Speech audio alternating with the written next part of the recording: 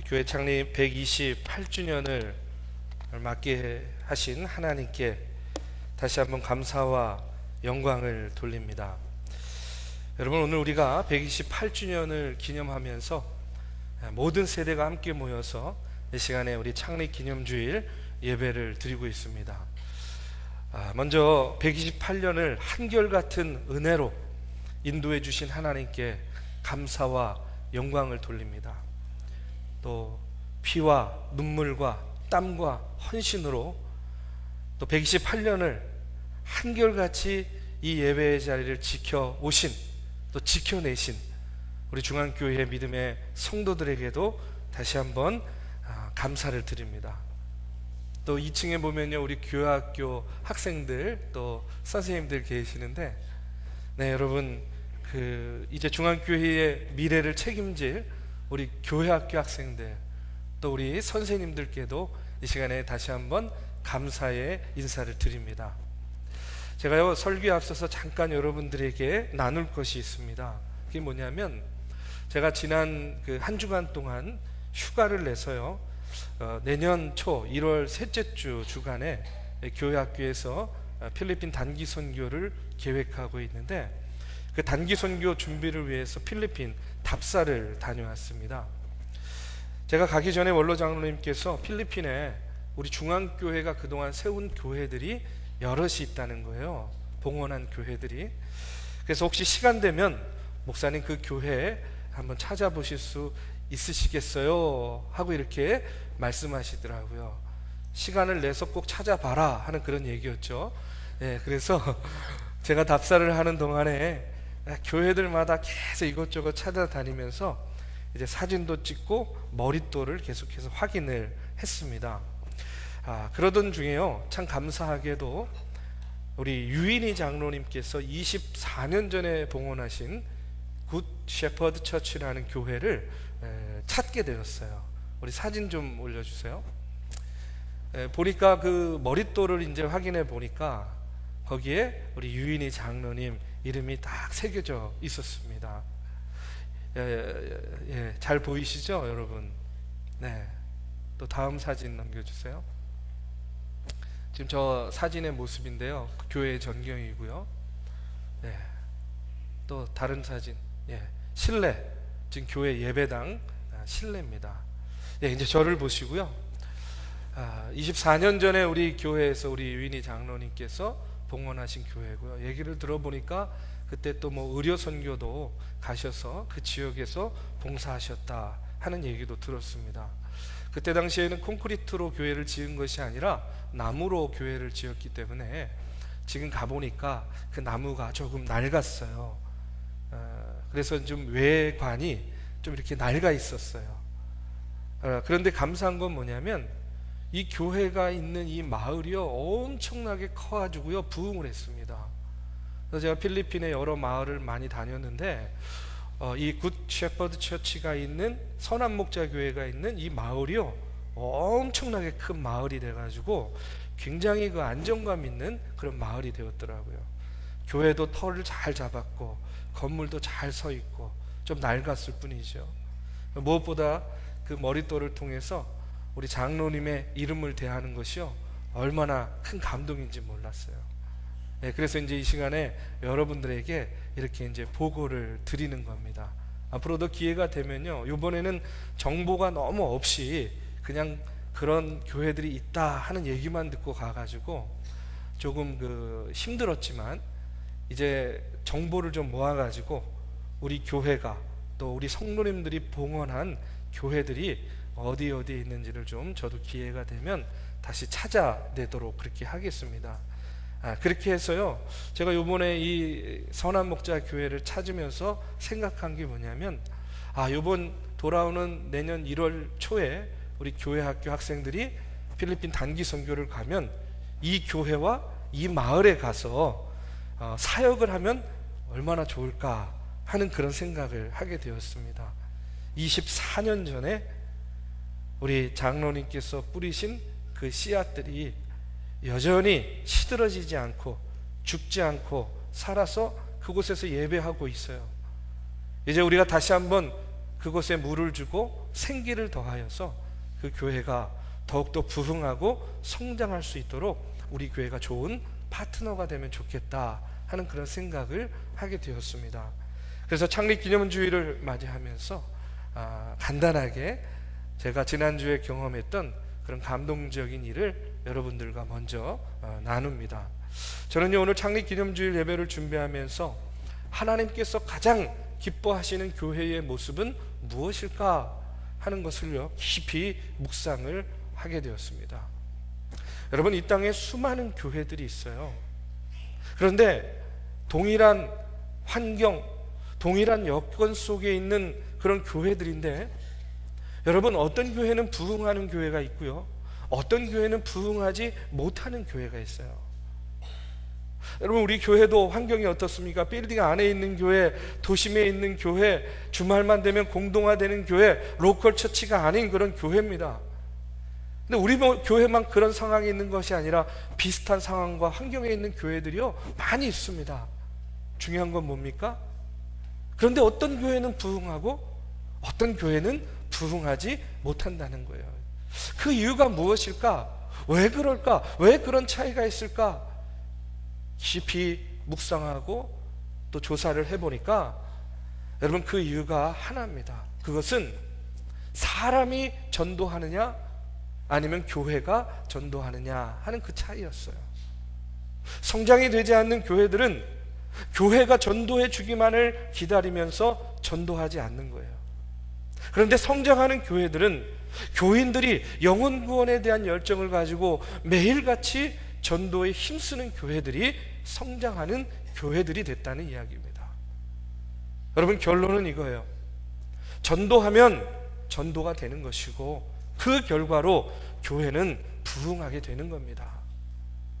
목사님, 요즘에는요 전도가 안 되는 시대예요. 옛날하고 달라요. 그렇게 얘기할 수 있을 거예요. 근데 여러분, 더 정확하게 얘기하면 오늘날의 시대는 전도가 안 되는 시대가 아니라 전도를 안 하는 시대라는 거예요. 여러분, 우리가 이 사실을 분명히 인식해야 됩니다. 전도가 안 되는 시대가 아닙니다. 전도를 안 하는 시대예요.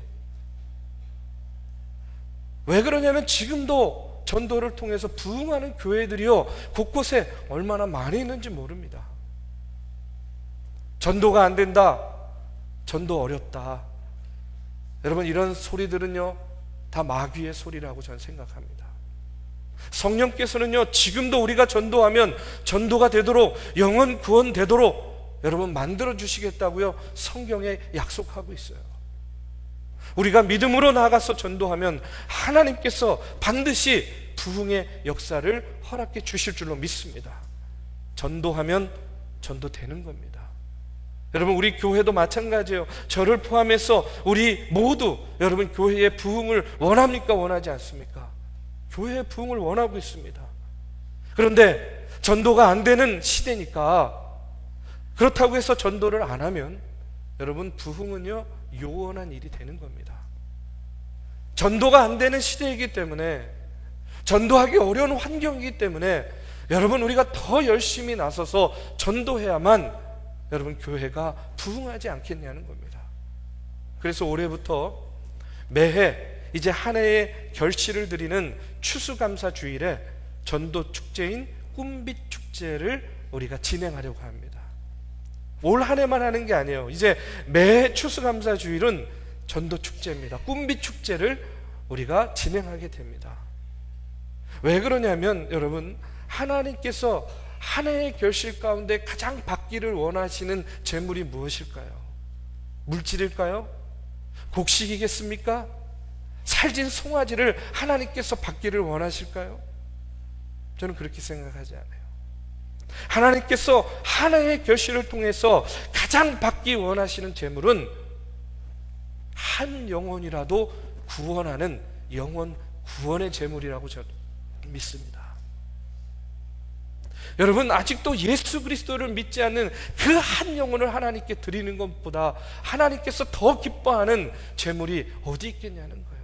더 큰 감사가 어디 있겠습니까? 더 큰 기쁨이 어디 있겠냐는 거예요. 여러분, 오늘 나눠드린 이제 태신자 작정서에 여러분들이 평소 품고 있던 영혼들, 전도하길 원하는 그런 분들의 이름을 여러분들 써서 제출하시기 바랍니다.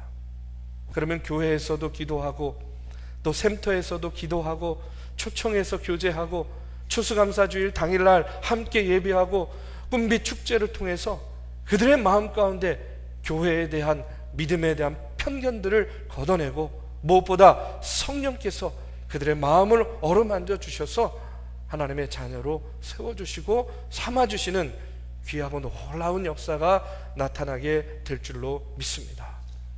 사랑하는 우리 믿음의 성도 여러분, 오늘부터 우리가 기도하는 마음으로 나는 이번 추수감사주일에 누구를 초청할 것인가, 나는 누구를 인도할 것인가 기도하는 마음으로 여러분 작정하시기 바랍니다.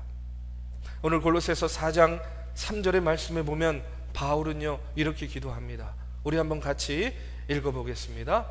또한 우리를 위하여 기도하되 하나님이 전도할 문을 우리에게 열어주사 그리스도의 비밀을 말하게 하시기를 구하라. 아멘. 또한 우리를 위하여 기도하되 하나님이 전도할 문을 우리에게 열어주신다. 이렇게 바울은 기도하고 있습니다. 내가 작정하고 내가 기도하면 하나님께서 여러분 전도의 문을 열어주셔서 우리에게 담대히 복음을 전할 용기를 허락해 주신다. 이렇게 말씀하고 있습니다. 여러분, 그렇다면 우리가 전도하기 위해서 준비할 것이 무엇이겠습니까? 저는요, 첫 번째로 우리가 전도하기 위해서는요 기도해야 된다 이렇게 믿습니다. 여러분, 전도가 무엇입니까? 전도는요 한마디로 하나님이 어떤 분인지를 다른 사람들에게 말로써 알려주는 것이 전도예요. 그렇죠? 그런데 우리의 전도가 능력 있는 전도, 효과 있는 전도, 열매 있는 전도가 되기 위해서는요 중요한 전제 조건이 충족돼야 됩니다. 그 충족되어야 될 전제 조건이 무엇이냐? 바로 기도라는 거예요. 사람들에게 하나님에 대해 말해주기에 앞서서 우리가 전도할 사람을 하나님께 먼저 아뢰는 거예요. 뭘 통해서? 기도를 통해서. 다시 말해서 전도는 기도가 선행될 때에 그 능력을 제대로 발휘할 수 있다는 겁니다. 하나님께서는 대개 한 사람의 영혼을 구원하시기 위해서 주변의 지속적인 중보 기도를 요구하고 계십니다. 오늘 본문의 2절 말씀에도 보면 기도를 계속하고 기도의 감사함으로 깨어있으라 이렇게 기도에 대해서 권면하고 있어요. 여러분, 왜 하나님께서 한 사람의 영혼을 구원하는데, 한 사람의 마음의 문을 여는 데에 그토록 지속적인 기도를 우리에게 요구하고 계시는가? 저는 이렇게 믿습니다. 전도는요 사람의 영혼을 사랑하는 일이기 때문에 그래요. 여러분, 그냥 전도는 단순히 옆에 있는 사람, 교회 안 다니는 사람 데리고 나오는 게 아니에요. 전도는 그 사람의 영혼을 사랑하는 일입니다. 그런데 이 사랑이라는 것이 한순간에 이루어지는 것이 아니에요. 사랑하는데, 사랑을 나누는데, 사랑을 느끼는데 여러분 뭐가 필요해요? 시간이 필요하다는 그런 이야기예요. 왜 그렇습니까? 사랑은요 인격적인 관계이기 때문에 그래요. 여러분, 한순간에 사랑에 빠지는 경우들 있죠. 그렇죠? 상당히 위험한 겁니다. 사랑은요 시간이 필요해요. 사랑은요 시간을 통해서 성숙해가는 열매이기 때문에 그렇습니다. 여러분, 이런 이야기가 있어요. 한 총각이 아주 아름다운 처녀를 사랑하게 됐어요. 매일 그녀가 사는 곳으로 가서 담장 너머로 그녀를 이렇게 보면서 마음속에 그 사랑을 키워갑니다. 흠모합니다. 용기가 없었어요. 그래서 사랑은 고백하지 못하고 지켜보기만 합니다. 그러다가 그때부터 이 총각이요 그 사랑하는 여인을 향해서 편지를 쓰기 시작하는 거예요. 그래서 매일같이 편지와 꽃을 그 사랑하는 여인에게 이제 보내게 됩니다. 이 처녀는요 꽃다발과 사랑이 담긴 그 편지를 읽으면서 야, 그 주인공이 누군지 만나보고 싶었는데 이 남자가 그 앞에 나타나지 않는 거예요. 만날 수가 없었습니다. 그렇게 어느덧 3년이 지났습니다. 총각이 다시 그 처녀가 사는 곳을 찾아가 봤는데 그 처녀의 결혼식 준비가 한창이었어요. 총각은 신랑이 누군지 너무 궁금했어요. 아니, 내가 지난 3년 동안 매일같이 꽃과 편지를 보내면서 그렇게 공을 들였는데 도대체 저 처녀가 결혼하는 남자는 누구이기에 나보다 더 공을 들였는가 해가지고 보니까, 알고 보니까 신랑은요 누구였냐면 우체부였답니다. 청년이요 매일같이 전하는 편지와 꽃을 배달했던 그 우체부가 매일같이 그 처녀를 만나다 보니까 서로 친해지게 되었고요, 그러다 보니까 서로 사랑하는 사이로 발전해서 결혼하게 되었다는 거예요. 제가 이런 표현이 맞을지 모르겠는데 닭 쫓던 게 뭐 적절한 것 같지는 않습니다. 자, 여러분, 서양 속담에 이런 얘기가 있어요. Out of sight, out of mind라는 그런 말이 있습니다. 이게 무슨 말이냐면 안 보면 멀어진다는 거예요. 반대로 이야기하면 뭡니까? 자주 만나게 되면 가까워지는 겁니다. 사랑도 마찬가지예요. 인격적인 관계이기 때문에 여러분, 자주 봐야 마음 통하는 것이고 자주 만날 때에 역사가 나타나는 거예요. 여러분, 우리가 천하보다 귀한 한 영혼을 구원해내는 일도 마찬가지라는 그런 이야기입니다. 우리가 전도 대상자를 정한 다음에 그 사람과 꾸준하게 지속적으로 만나는 그 만남의 과정을 통해서 우리는요 그 사람을 하나님 앞으로 인도해낼 수가 있는 거예요. 그래서 전도 대상자가 정해지면 그 다음에는요 반드시 해야 될 일이 있습니다. 그게 뭡니까? 만나는 거예요. 만나야 돼요. 그런데 그냥 만나는 것이 아닙니다. 만나긴 만나되 기도하면서 만나야 된다는 이야기예요. 기도 중에 만나야 된다는 그런 이야기입니다. 전도 대상자를 위해서 충분히 기도해야 돼요. 왜 그렇습니까? 영혼 구원하는 일이기 때문에 이것은요 영적인 일입니다. 영적인 영역이에요. 비즈니스가 아닙니다. 그렇기 때문에 그 영혼을 위해서 충분히 기도하고, 여러분, 그 영혼을 만나게 되면 놀라운 것이 있습니다. 하나님께서 미리 그 마음을 어루만져 주시고 성령께서 미리 그 마음을 활짝 열어주셨어요. 내가 전하는 말씀, 내가 전하는 복음이요 그 사람에게 훨씬 더 수월하게 심겨지고 다가가게 된다는 거예요. 여러분, 그러기 때문에 기도가 선행돼야 돼요. 뭐 하기 전에? 전도하기 전에. 저 여러분, 오늘 우리가 나눠드린 그 카드에 전도 대상자를 정하실 때에도 기도하시고, 정한 다음에도요 여러분 기도해야 될 줄로 믿습니다.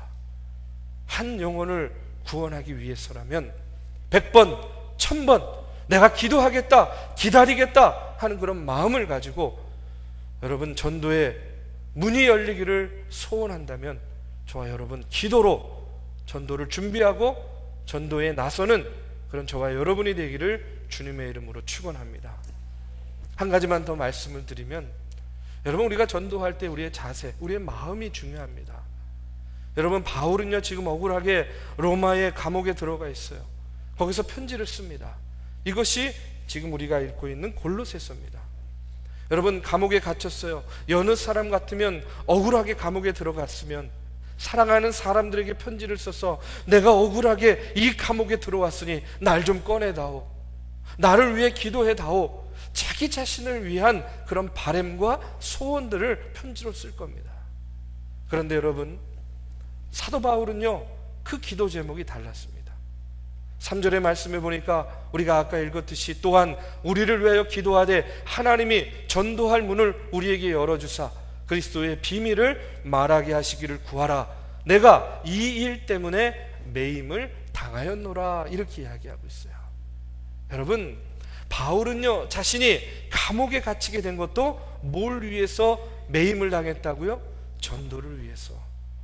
복음 전하는 일 때문에 하나님께서 나를 지금 어디에 두셨다고 믿는 거예요? 감옥에 두셨다고 바울은 고백하고 그렇게 믿고 있는 겁니다.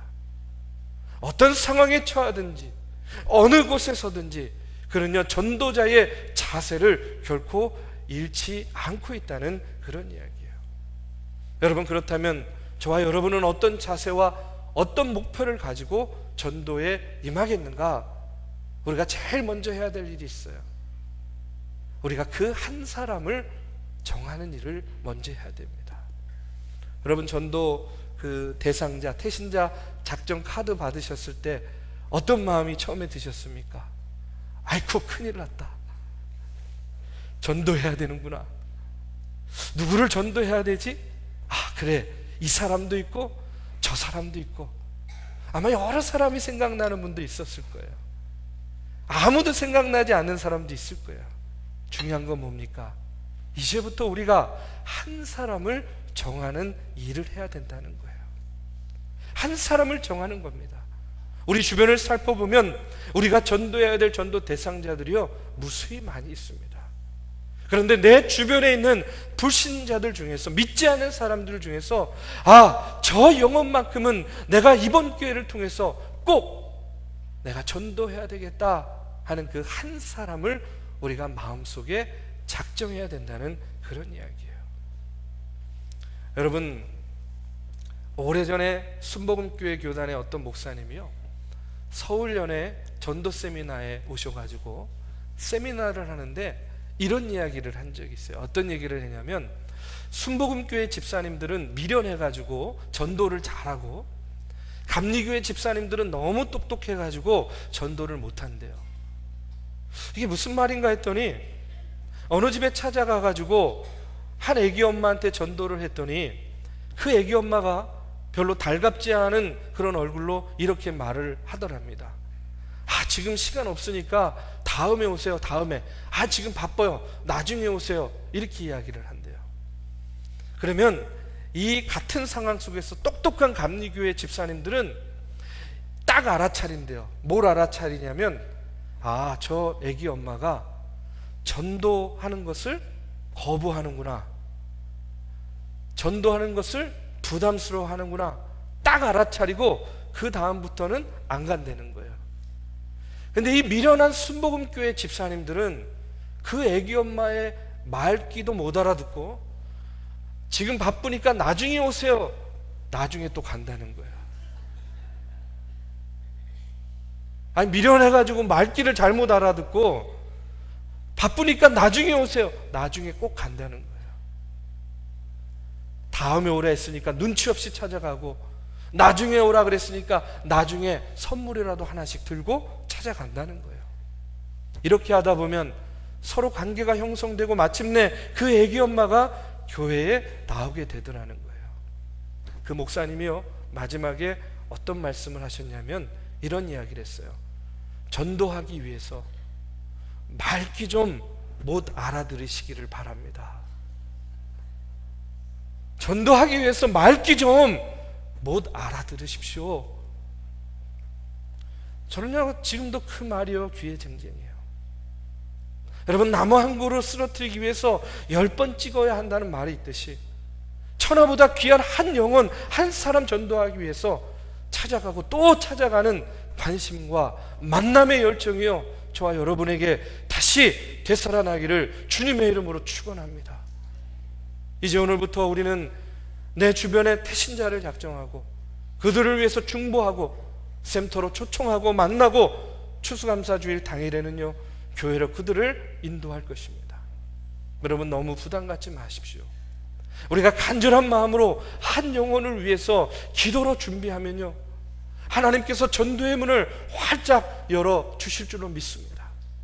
저 교회 학교 어린아이에서부터 어른에 이르기까지 저는요, 우리 중앙교회의 전도의 문이 활짝 열렸어요. 우리 교회가 어려운 환경도 있지만, 여러 가지 한계도 있지만, 부족하고 모자란 거 있지만, 하나님께서 주의 성도들로, 하나님께서 사랑하신 그 영혼들로 이 전을 가득 채워 주실 줄로 믿습니다. 언제나 그와 같은 마음과 그와 같은 태도와 그와 같은 생각을 잃지 않고 우리 교회의 전도의 문을 활짝 열어 제치는 저와 여러분이 되기를 주님의 이름으로 축복합니다. 이 시간에 우리 다 자리에서 일어나셔서 함께 찬양하고 기도하는 시간 갖겠습니다.